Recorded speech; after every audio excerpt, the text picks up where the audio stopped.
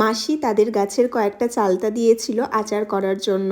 সকালে উঠে দেখি মা চালতাগুলোকে কেটে ভালোভাবে ধুয়ে লবণ আর হলুদ জলে সেদ্ধ হতে বসিয়ে দিয়েছে। চালতাগুলো সেদ্ধ হয়ে গেলে একটা ঝুড়িতে জল ঝরিয়ে রেখে দেব। আচারের মশলার জন্য মা নিয়ে নিয়েছে 5 ফোড়ন, তেজপাতা, শুকনো লঙ্কা, গোটা জিরে, গোটা ধনে, চন্দনী আর কালো সর্ষে। সবগুলো মশলা মিহিভাবে শিলনোড়ায় বেটে তুলে নিয়ে সেদ্ধ করা চালতা মা শিলনোড়ায় থেতো করে নিয়েছে। এর আগে মা কখনো চালতার আচার বানায়নি, এই প্রথম চালতার আচার বানাচ্ছে। সবগুলো চালতা থেতো করে নিয়ে দিয়ে দেব সর্ষের তেল আর আচারের মশলা। মায়ের সময় না থাকার কারণে মা চালতাগুলোকে মশলার সাথে মিশিয়ে রোদে শুকাতে দিয়ে দিয়েছে। পরের দিন চিনির শিরা করে আচারের সাথে মিশিয়ে দিয়েছে। মশলার সাথে সাথে লবণ দিয়ে দেবে। লবণ দেওয়ার ভিডিওটা আমি করতে ভুলে গেছি, তাই আর দেখানো গেল না। আচারগুলো কাচের বয়ামে স্টোর করে রেখে দিয়েছি। এই আচার খেতে কিন্তু অনেক সুন্দর হয়েছে।